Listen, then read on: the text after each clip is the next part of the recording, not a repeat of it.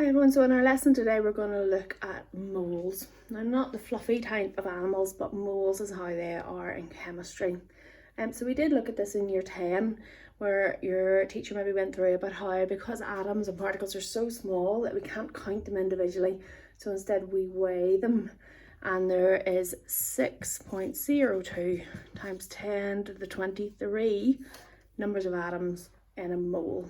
Okay, so we're going to look today about how we use this, how we use it to work out calculations, or how we would look at it in terms of our masses and our reactant masses in this topic.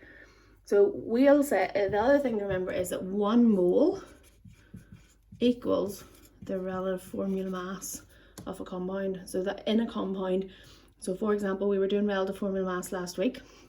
So we said that carbon dioxide was 1 times carbon, 2 times oxygen, 2 times 16, which gave us 12. So we said that carbon dioxide had a relative formula mass of 44. So what this means is if we have I'm just going to simplify this to 6 times 10 to the 23 molecules of carbon dioxide, it would be 44 grams. Now, you might wonder, what does this 6 times 10 to the 23 look like? What that means is we've got 6, I'm going to, 1, 2, 3, it was 6 with 23 zeros after it. 6, 7, 8.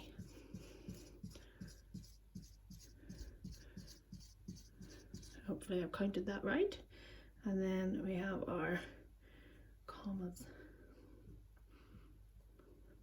Put that in the right place. So what that means is if we had this number of molecules of carbon dioxide with the carbon joined with the 2 oxygen, so if we had that number, we would have 44 grams. Now, there's really some interesting facts about what this number looks like. It's really hard to imagine because it's such a huge number. I read somewhere that if you had 1 mole of pink and white marshmallows, that would be enough to cover the surface of America 50 miles deep. Just in a packet of marshmallows, like, we can pour them out and count how many we have. 1, 2, 3, 4, 5, 6, 7, 8, 9, 10, 11, 12, 13, 14, 15, 16, and about another 17, 18, 19, 20, 21, 22, 23, 24, 25. So there's 26 marshmallows in 1 packet. So we would need to have thousands and thousands of packets of marshmallows. So that's how the mole is a really hard number to try to picture. I put a wee link up on this post today that will be like a reminder from year 10 about things that we can, how we measure moles and what they are, for those of you that want to look over that again to remind yourself of what you did in year 10. So how we can use this in science, or how we use it in chemistry, is when we're looking at how things react together. We need to measure or have an idea of the masses involved. So we're going to use our periodic table again today. We will be working out our relative formula masses again, and that we're going to talk through. I'm going to talk through a wee bit about the questions. It starts on page 6, and then you're going to do the questions on page 7 as well. And once we get our head around the idea of moles, it'll help us do those reactant masses then on page 8. So the formula that we'll be using is this, and there's 3 main bits to it. So the N is number of moles, the M is mass of a substance in grams, and RFM, you already know, is your relative formula mass, which hopefully you're all familiar with how to work out.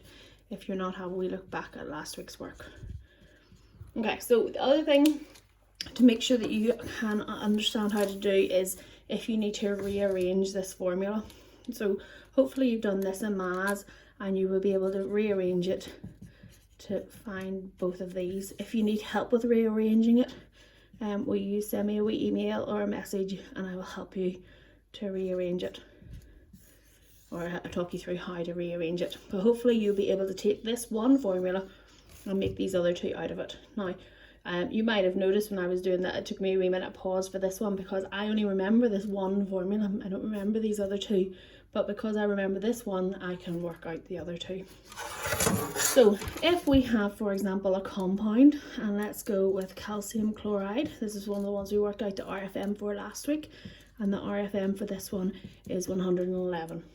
So what we would say that 1 mole is 111 grams, 2 moles is 222 grams, and so on.